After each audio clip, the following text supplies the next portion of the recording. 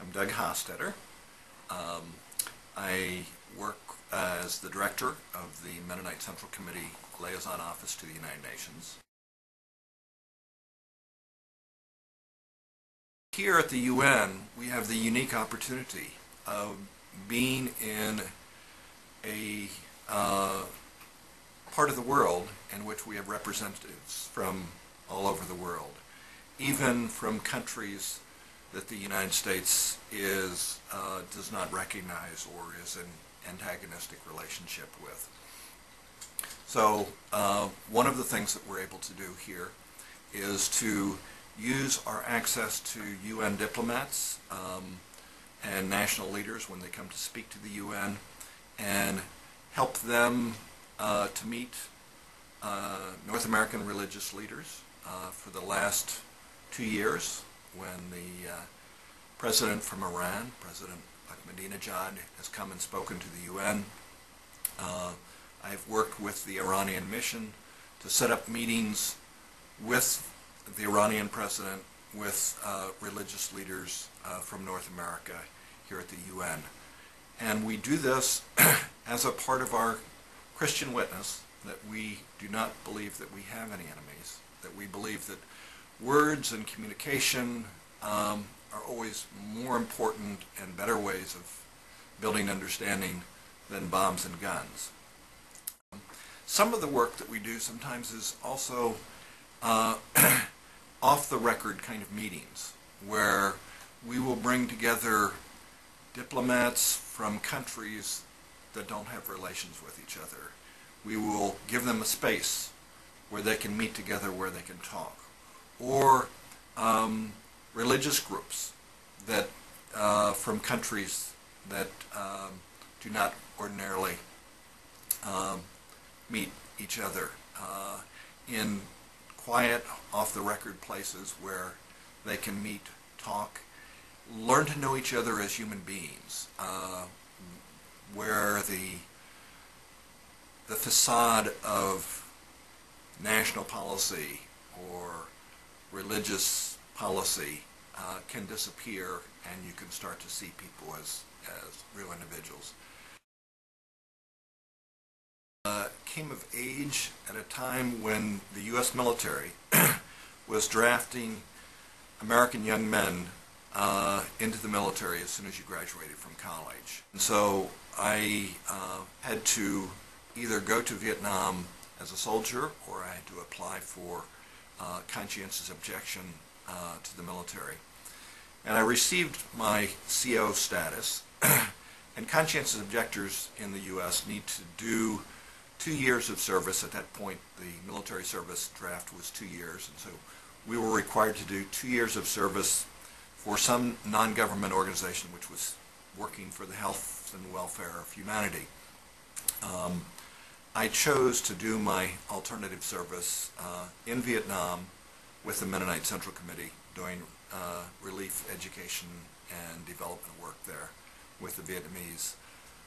In Vietnam, in the middle of a war zone, in the middle of a war, but doing life-giving, bridge-building work rather than death-dealing and destructive work.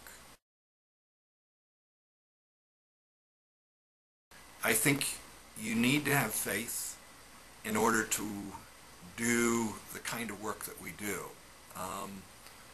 The amount of power and money that's available to nations to perpetuate wars is tremendous. The amount of resources which churches and people of faith have in order to break down stereotypes and to build bridges between peoples is exceedingly small in comparison to the billions of dollars available to militaries.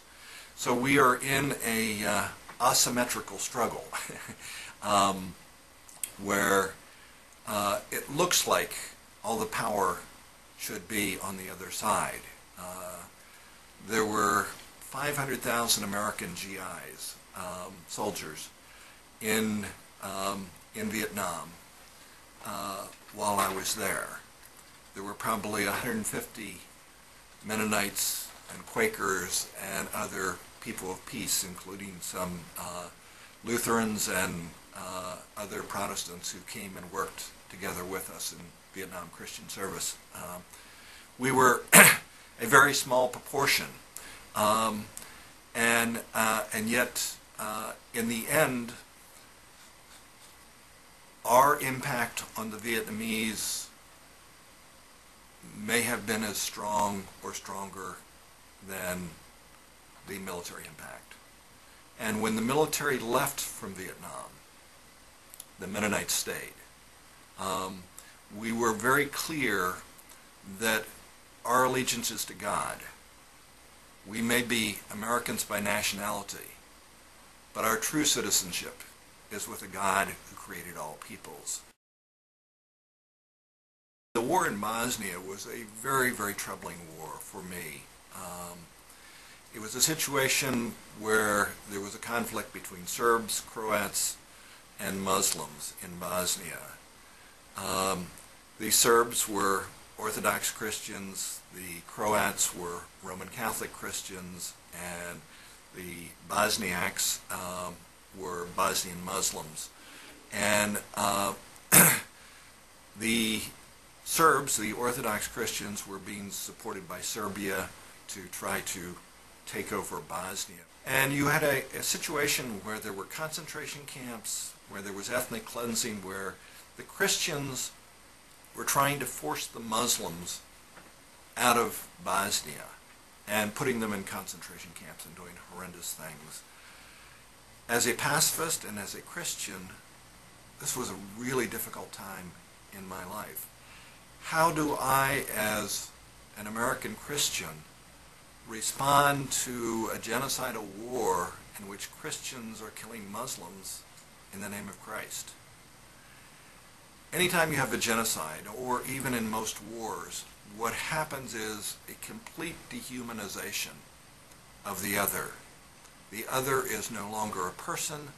They are worse than an animal. They don't deserve respect. The only thing they deserve is to be killed. The opposite of this is to recognize that these are people created in the image of God. And so we started a program to offer scholarships in American schools to qualified Bosnian students, and then to encourage American Christians, Muslims, and Jews to take in Bosnian students who could no longer study in their own countries, and embrace them as your own children. We told them you could not try to convert them. You had to love them as they were. If they wanted to go to mosque, you had to help them to go to mosque. You could invite them to come to your church. You could not force them to go to your church. You had to love them as they were. You had to accept them.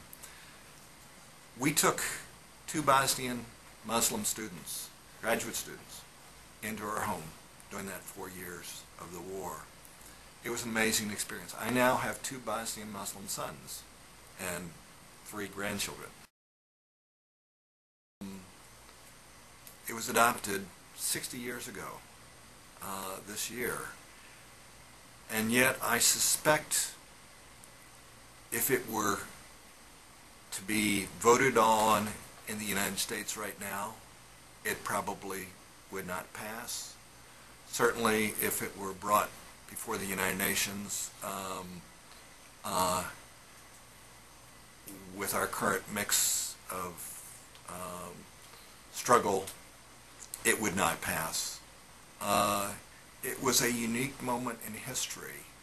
I think when the world recognized the horrors of the dehumanization of war, of fascism, and that horror brought us together to affirm the dignity and the humanity of each person. As I was reading this morning, and trying to think where the foundation of this would come from within my own faith tradition. And I thought of the great commandment, which is to love the Lord your God with all your heart, your soul, your mind, and your strength, and your neighbor as yourself. And many theologians who have looked at this and interpreted this have actually said that the two commandments are really one commandment, because it is through the love of your neighbor as yourself that you exhibit the love of God with all your heart, soul, mind, and strength. And if you look at the Universal Declaration of Human Rights, essentially that's what it's saying, is you have to treat everyone the way in which you would like to be treated.